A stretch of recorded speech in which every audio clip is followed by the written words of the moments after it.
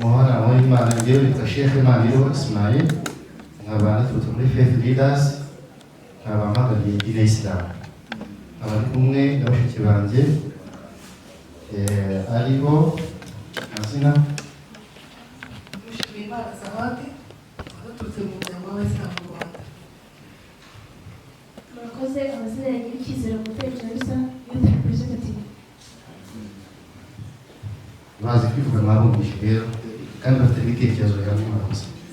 Murakoze cyane. Nabo reka tubasabe, nabo ni inshuti zacu nziza, dufite rwose Secretary General w'umuryango, reka tumusabe nawe yigire hano hino. Muramuzi, tukunda kubana mu bintu byinshi cyane, aho dushaka kugira ngo aze adusuhuze. Nyakubahwa SG mwatambuka mugasuhuza abantu bari hano bakeneye kumva ijwi ryanyu. Shalom, shalom. Yesu ashimwe. Amazina ni Bishop Dr. Escort Maniragaba, umunyamabanga mukuru wa Alliance Evangelique mu Rwanda, ndetse nkaba ndi Vice President wa ALAL, African Leadership and Reconciliation Ministries, ku rwego rw'isi. Imana ibahugisha. Hari abandi ntavuze baturutse ahandi.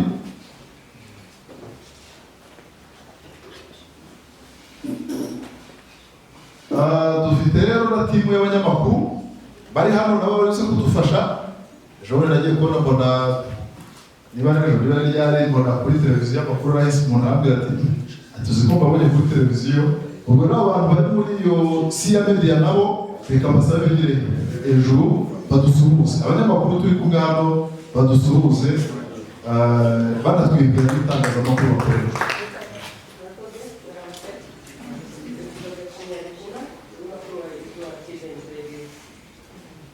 Barimo batakumvishe. Nitwa Gacinya Regina, umunyamakuru wa Izuba TV and Radio. Murakoze. Murakoze cyane. Nitwa Nengera Bernard, nkora ku ijwi ry'Abahanzi TV. Murakoze cyane. Bienvenue Gospel Time Rwanda. Cyumvore Frederic kuri Gospel Time. Murakoze cyane. Rero ni timu reka dukomere Imana amashyi. Aba bantu bakora umurimo ukomeye cyane. Umurimo bakora buriya niwo utumye tugera aho tugeze, reka byitwa uko nguko. Kuko uyu munsi wa none bacukura mu Kinyarwanda ngo umukobwa wabuze umuranga niko bavuga. Ubwo rero niba atari byo simbizi, ariko icyo tuzi ko abantu bakora umurimo ukomeye cyane. Hari umuntu uri muri Amerika nimugoroba niwe waraye anyandikiye arambwira ati Seremieri ati nabonye ibintu byayo ndabyashimishije cyane. Ni mugenzi wanjye aba muri Amerika. Ndabase babibonye ati nabonye hari ikinyamakuru kimwe nabibonyeho. Ubwo abantu muri bose batari muzi mwakoze cyane rwose. Bari abantu nabo reka dukomere Imana amashyi kugabo. Bakoresha rwa rurimi rwumvwa n'abantu benshi cyane mu byo twabasabye kandi barimo barabikora neza cyane. Iyo ubonye rekomandasiyo nk'iyo biradushimisha cyane. Reka rero noneho niyegereze nanone abayobozi mu buyobozi bukuru bwa Seremieri. Reka sabe hari timu y'aba expert bagiye kuza kudufasha nabo aho bari. Reka basabe bahaguruke badusuhuze.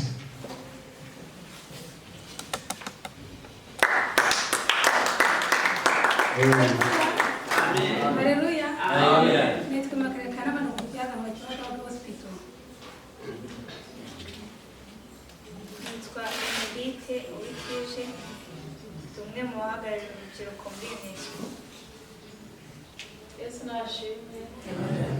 Nitwa Mukabakaya Francine, ndi umuforomokazi baramugesera. Imana ibahanishe.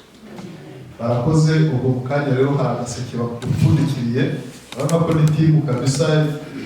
Mu kanya bagiye kutugezaho ubumenyi bwiza. Reka rero nemerere nyakubahwa perezida wacu yigire hino tumuhe umwanya. Murakoze cyane. nari reka nemerere nyakubahwa perezida wacu ariko ndaranganyije amaso harimo n'abandi bantu mbonye kandi ntari navuze tugirana imikoranire n'umuryango nanone witwa RICH tuba hafi cyane dukorana mu bintu byinshi cyane niyo mpamvu aho turi baba bahari ndetse nabo kandi twabemereye ko aho bari tugomba kuba duhari reka ntusabe n'uwaje ahagarariye RICH nawe yegereje adusuhuze kandi ntabwo bigira niba abantu bose bakeneye gukomera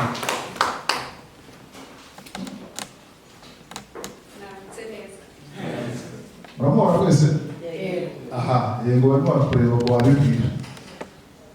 Murakoze cyane nitwa Mbene Violette nkaba umukozi uturutse mu rugaga rw'amadini n'amatorero mu kubungabunga ubuzima mu Rwanda RICH.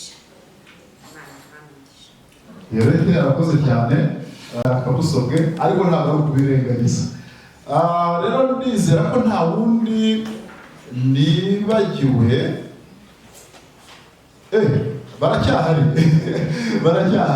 yego namwe mwatwibwira rwose dukeneye kumva ijwi ryanyu. Abandi community engagement director mu muryango witwa OFS Data Bara muhagarariwe na Bishop Eugene Nshobozabahizi. Murakoze. Yego. Muri UNFPA muri UNFPA ni Mama Pasiteri ahakora. Okay. Hakoze cyane. Imana igumisha karibu rero muri CRBR. Amen. Muraho kandi mwaramutse. Imana ishimwe. Nyakubahwa Dr. Beni wakariye UNESCO umuryango uherekeje Serenier muri iki gikorwa cy'ingenzi baje kubaba muhagarariye intara Serenier nziko hagarariye umukumbi munini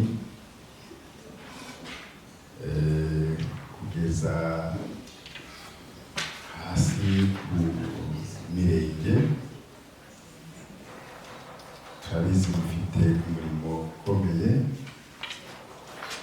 banyakubahwa naturutse muri Zamborera dufatanya cyane cyane umuryango wa Islam turabakunda cyane nibuka nyobora inama y'abaprotestant mu Rwanda bagiye kuvuga ibyo ubumwe n'ubwiyunge muri 2000 na Mufti Saleh ariko nabonye message n'amatelefone menshi cyane bati kuki wagiye kwicarana n'umuyisilamu. Ndashima Imana ko ubu iyo tabu yamaze kuvaho tukorana neza rwose.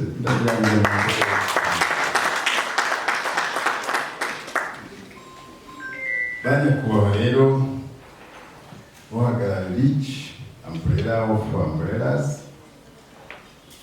tubereye abanyamuryango kandi dufatanya muri byinshi namwe bakozi b'Imana. Turashima Imana kandi ko yongeye kuduhuza kuri iki gikorwa cy'ingenzi. Muri iki cyumweru twagize amahugurwa y'abayobozi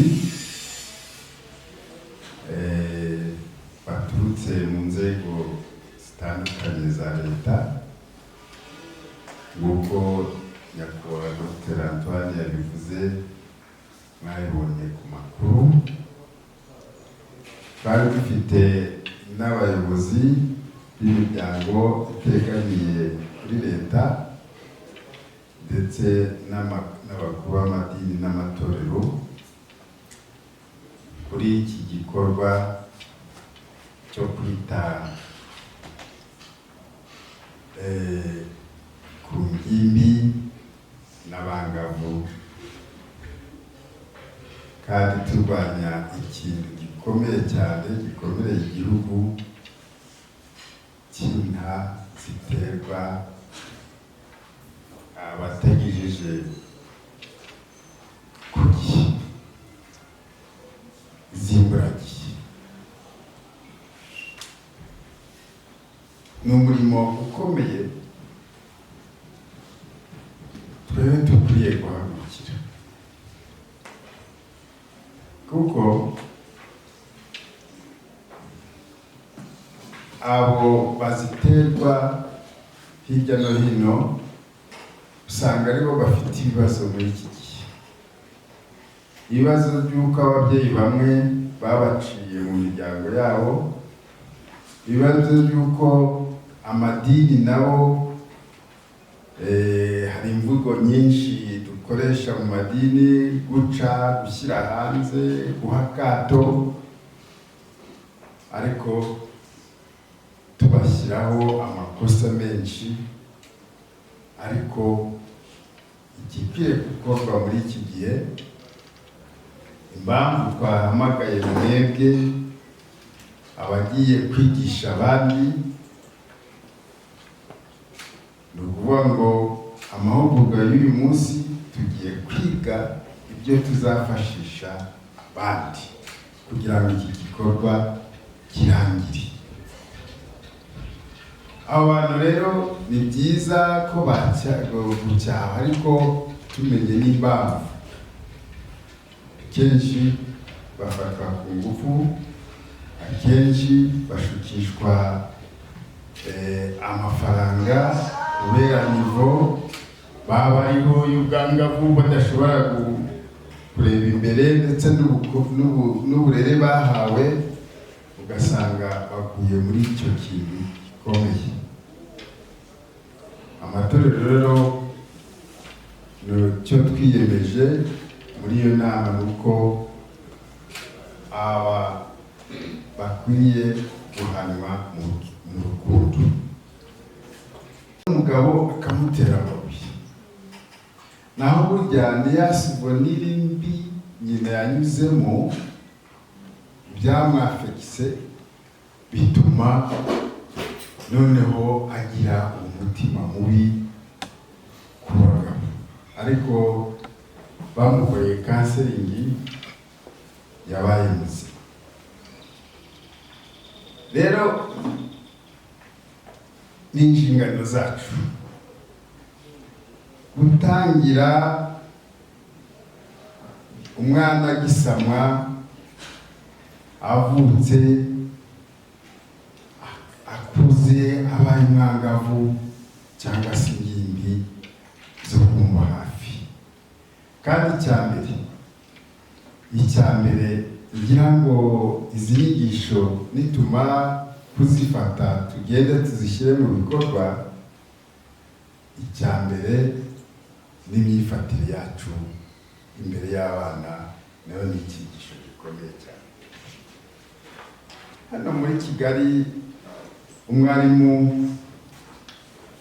umwana ya iniforume ye yayiciyemo ayigira ngufi cyane.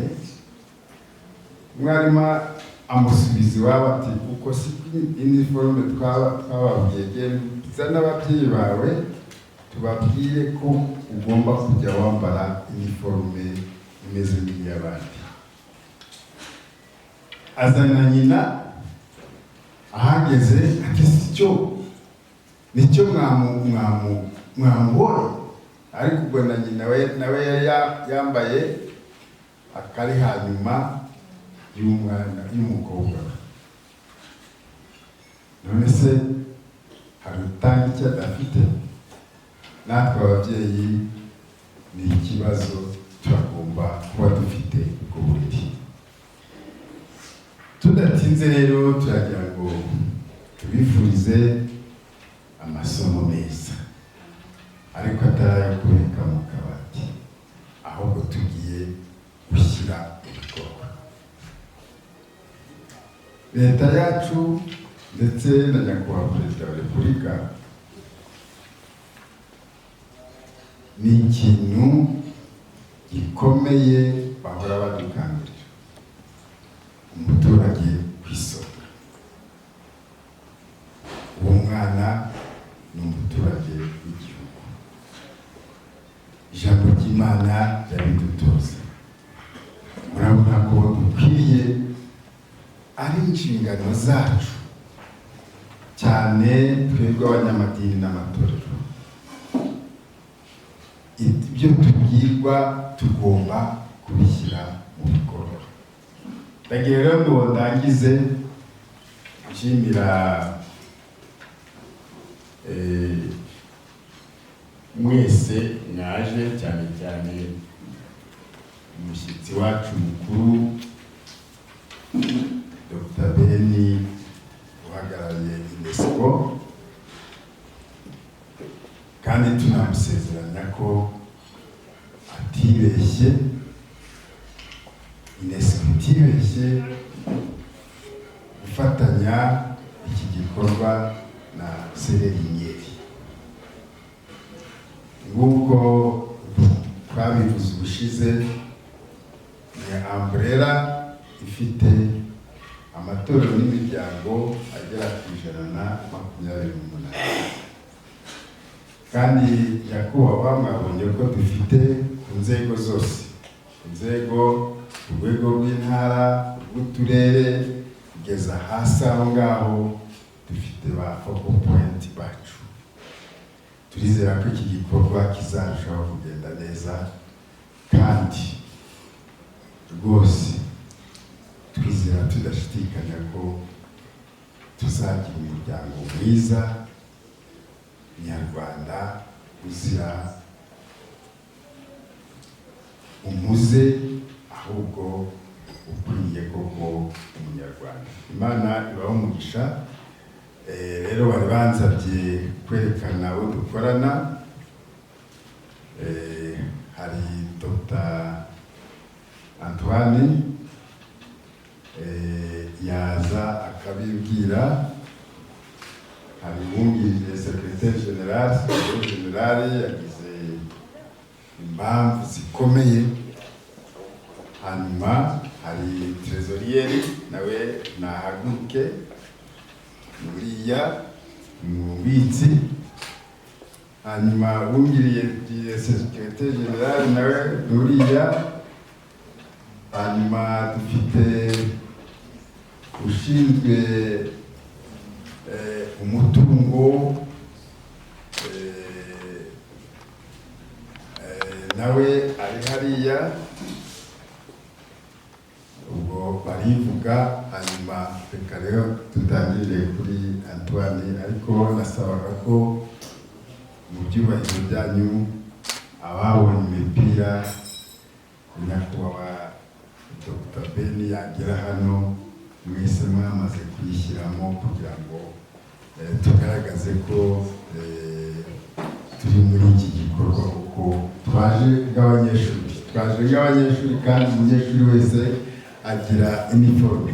Murakoze rero, reka tumuhe mikoro atwibwire, n'abandi batwibwire time igize Sererinyeri.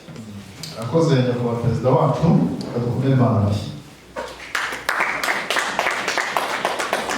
Iyo amaze kuvuga dushima Imana ko ibimushoboje, ibimuhaye imbaraga, rero aba ariyo gushimirwa. Nitwa Dr. Nzayisenga Antoine, nkaba ndi umuyobozi muri Sererinyeri,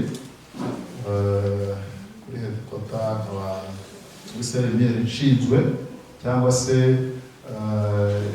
ndi umuyobozi w'urwego rwo gukemura amakimbirane mu miryango igize Sererinyeri, aho ni kuri administration, noneho d'ordre technique. Nkaba nshinzwe iterambere rya Sererinyeri n'abafatanyabikorwa. ndumva hanze bihagije, ndi umubyeyi, abana batatu, umugore umwe, ibyo ndumva bihagije. Ibindi rero Imana dusangiza umugisha. Reka rero sabe noneho n'abandi barimo hano nabo nk'uko nyakubahwa perezida yarabivuze nabo bagenda batwizera. Reka mbere abashinzwe imibereho myiza by'umwihariko mu gitondo bitagira ubwacu cyane cyacu mu Rwanda, Imana duhana umugisha.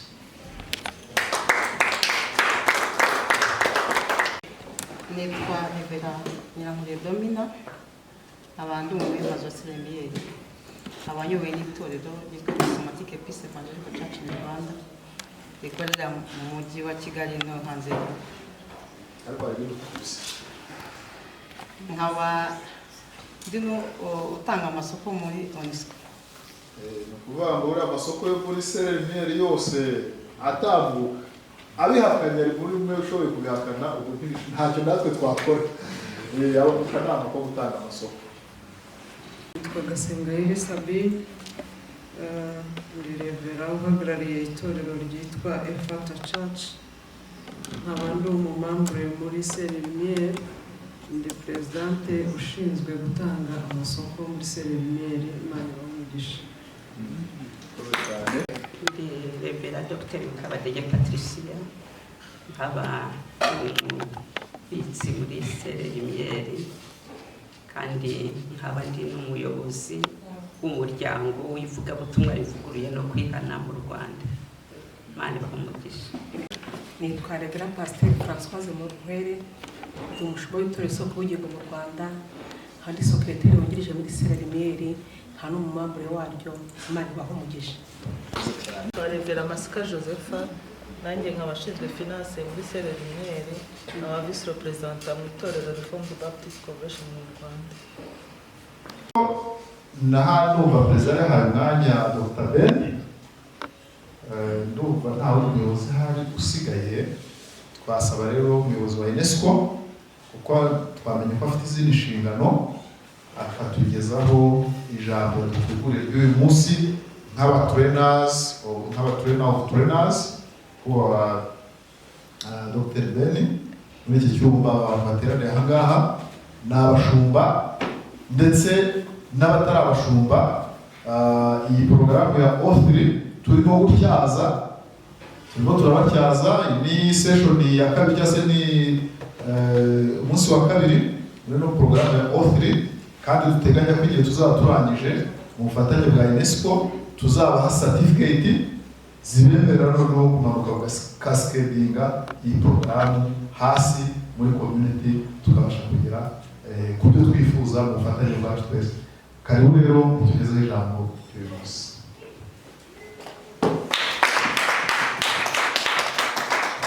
Murakoze cyane. Mwaramutse neza.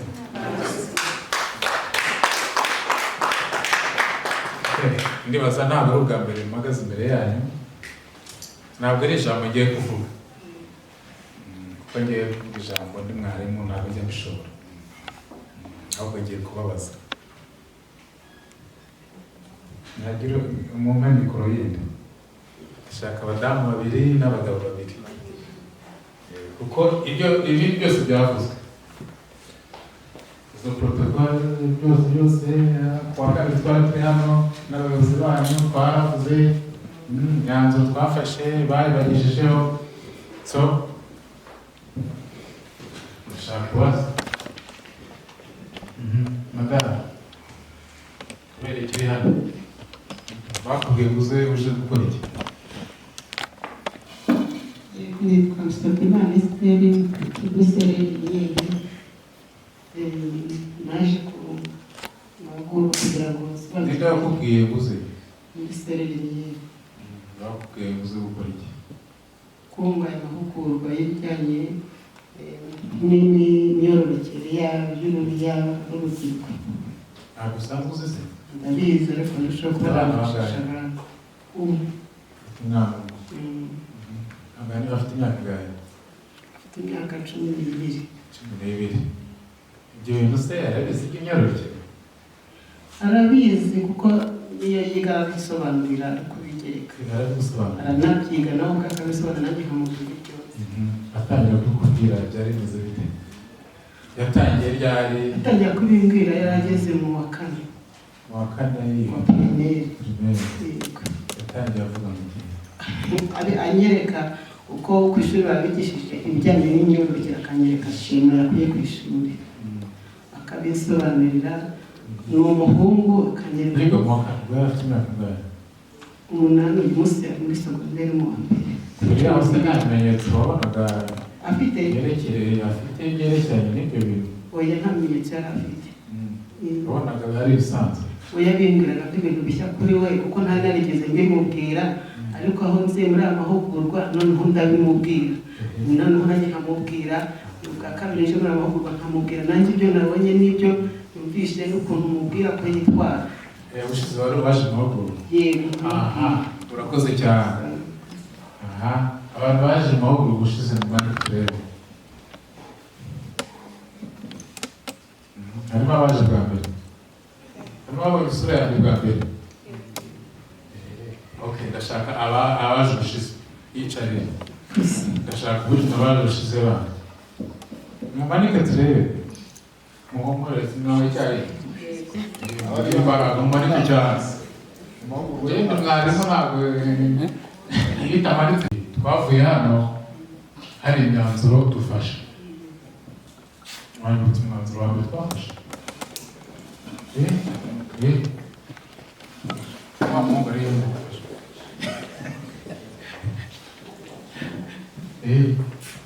ntabwo wibuka ninde ndashaka nibura imyanzuro ibiri ese nta bagabo barimo abakozi b'ijambo ndibuka neza ko umwe mu myanzuro twafashe ari uko tugomba kuba twaba turi abantu ku ikubitiro bakora ubuvugizi cyane cyane kuri abana bakora guterwa inda z'ingorozi. ubuvugizi mu muryango dukomoka muri community dukomokamo hose ashoboka. ndashaka hano n'abakoze ubuvugizi tutarajya ku cya kabiri ubwo hari action points and way forward kugira ngo tuze gukora assessment mbere yuko tubona imfashanyo dukoresha imfashanyigisho dufite imfashanyigisho noneho cyagiye twakoraga icyo bita overview sibyo aho umuntu dufite umurongo mugari kugira ngo noneho tubone umurongo mugari biri international twakoze iki muri ibyo ngibyo twiyemeje ku buvugizi urambwira ubuvugizi mwakoze nawe rero wabuze nawe murakoze maze kubona iyo mahugurwa yo nk'umushumba ntinya kuvuga ibintu by'imyororokere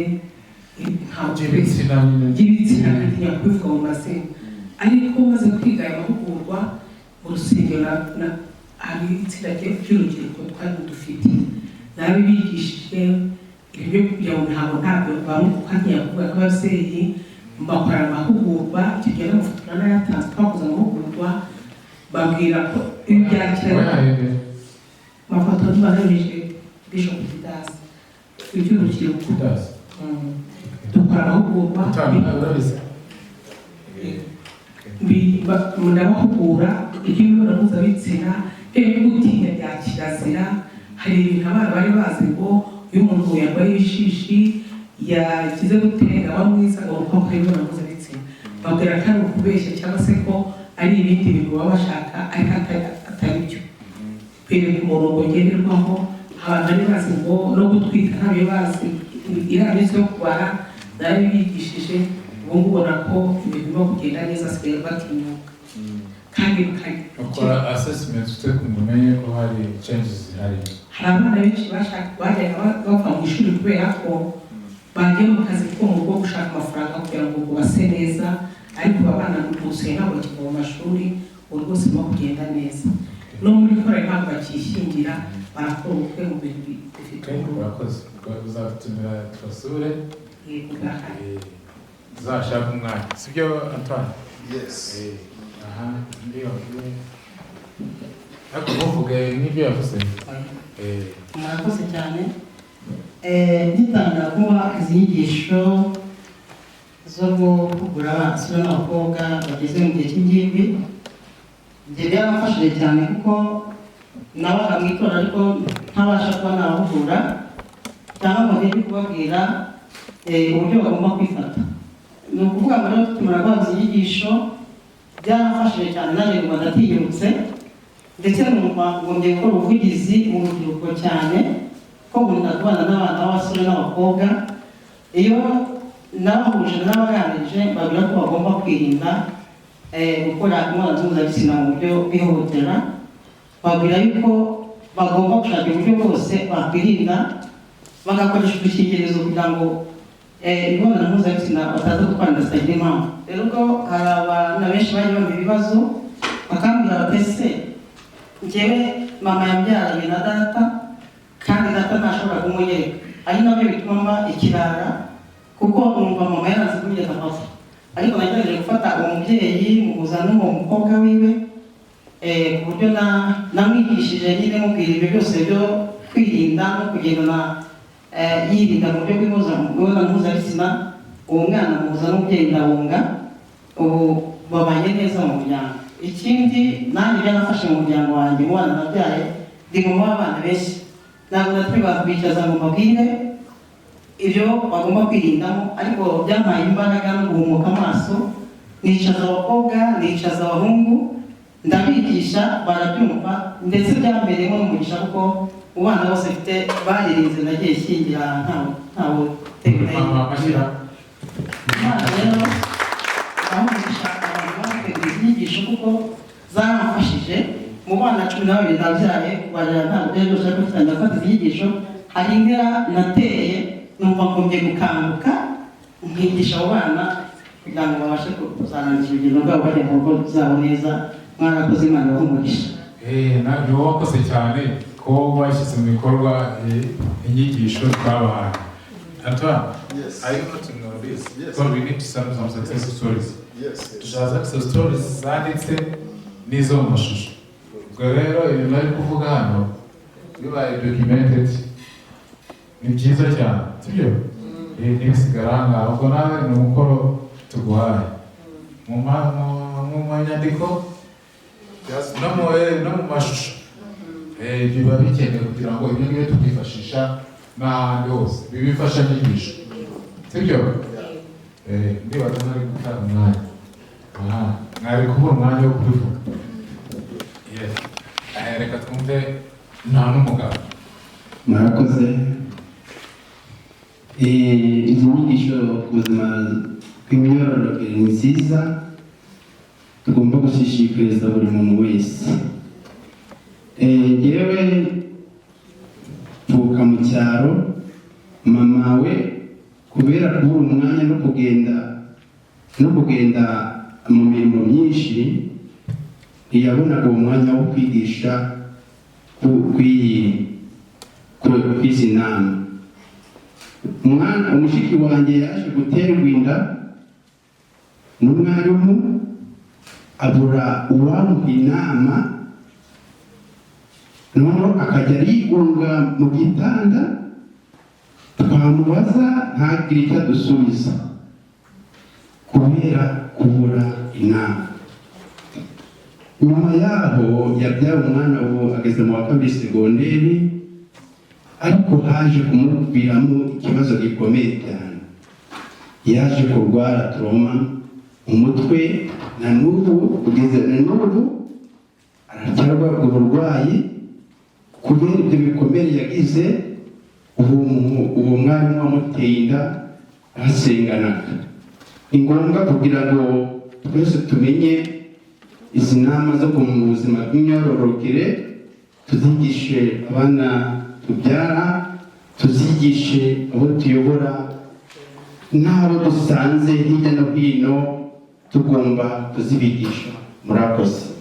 Urakoze cyane. Urumva nawe afite ubuzima yanyuzemo, then akabona impamvu y'amahugurwa. Urumva rero ko turacyafite urugendo runini. Tukaba turi ku gikorwa cy'ubuvugizi. ikindi twiyemeje ni iki undi baravuze ngo barayifite deplase katwumva ubuhamya bumwe ndende. Murakoze. Amazina nitwa Mukarutesi Liliane, ndi umurezi mu mashuri yisumbuye, by'umwihariko nkaba nshinzwe icyumba cy'umukobwa ku kigo nkoraho. Ndashimira cyane ubuyobozi bwa CRML na UNESCO badahwema kudutekerezaho mu buryo butandukanye. Aya mahugurwa rero yaramfashije cyane mu kazi kanjye ka buri munsi.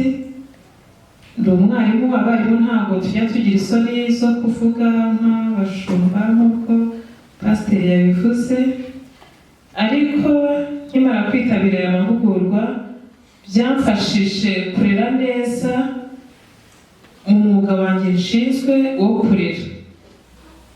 Kuva nahugurwa naragiye mpugura abana b'abakobwa, nahereye mu cyiciro cyo hejuru A level, nyuma nkurikizaho abo muri O level, abana b'abakobwa uruhande rumwe.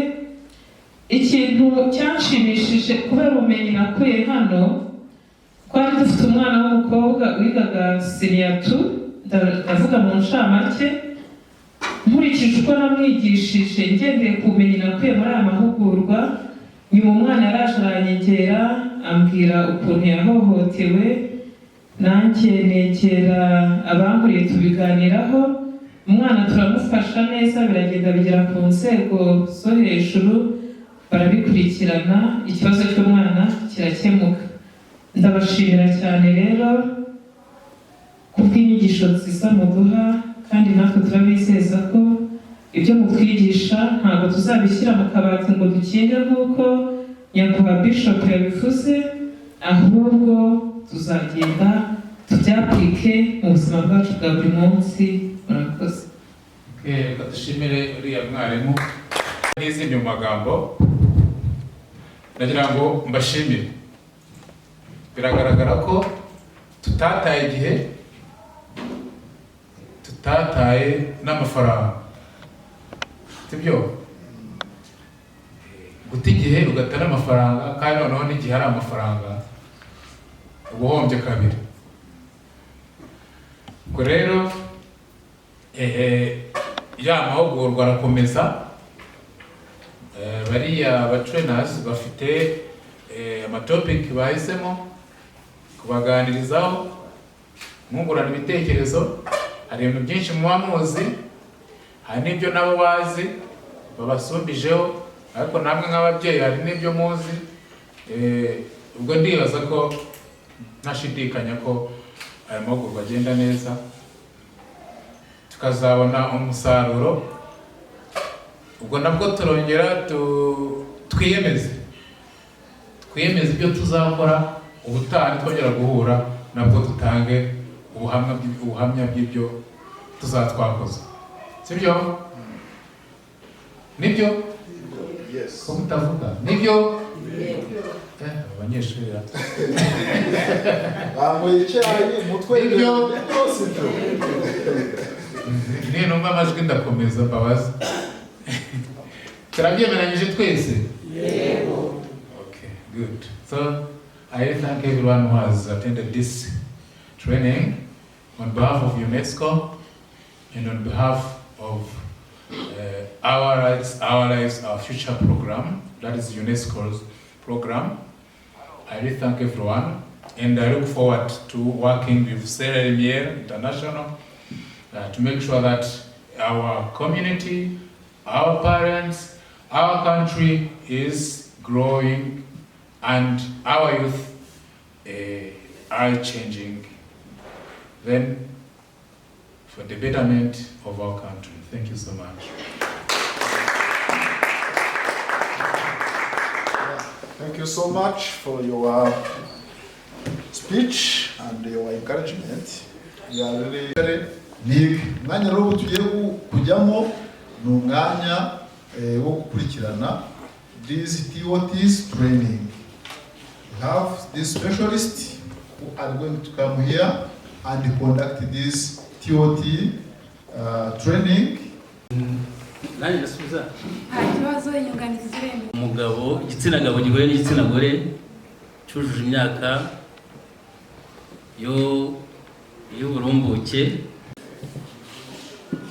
Icya kabiri ndakibaza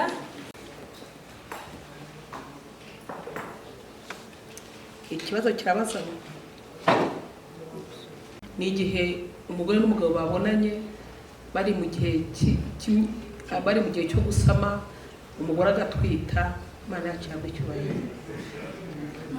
Abo n'umugore bahuye kandi umugore ari mu gihe cy'uburumbuke bagakora imibonano mpuzabitsina, icyo gihe habaho kuko umuntu umudamu cyangwa se umukobwa aba yabonye ikimenyetso cya mbere aba yabonye ni uko aba yabuze imihango, yabura imihango agatangira gutekereza yuko atwite kandi koko bikaba agatwita.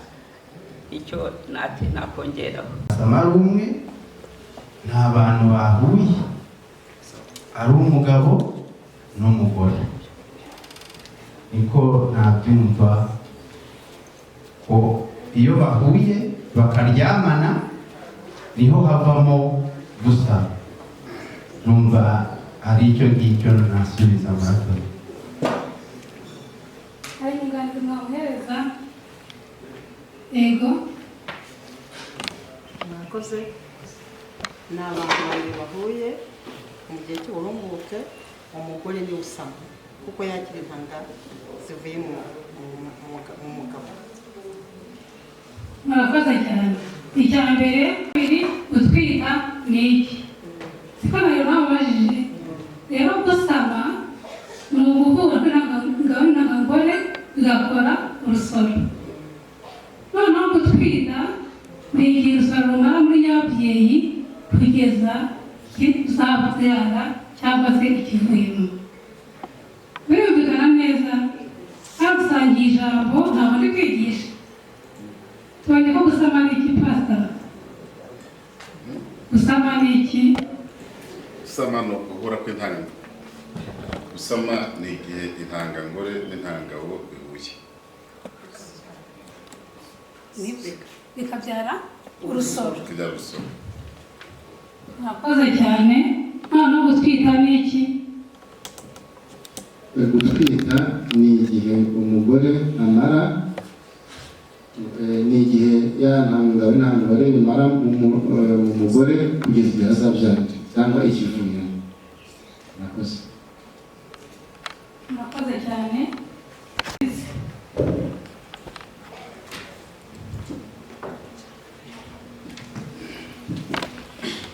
Ikibazo imihango ni iki? Itangira ryari, irangira ryari? Imihango ni ikimenyetso cy'amaraso kiva mu gitsina cy'umugore iyo igihe kigeze. Iyo umukobwa ari umwangavu ageze ku myaka guhera 12, icyo kimenyetso kiragaragara.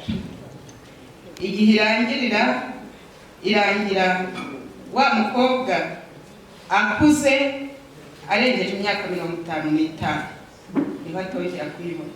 Murakoze. Ni igihe cy'umugore cyangwa mu gihe cy'ukwezi mu buzima bwe. Ubwo rero buri kwezi umugore ajya mu mihango kugira imyaka hagati ya 55 na 50.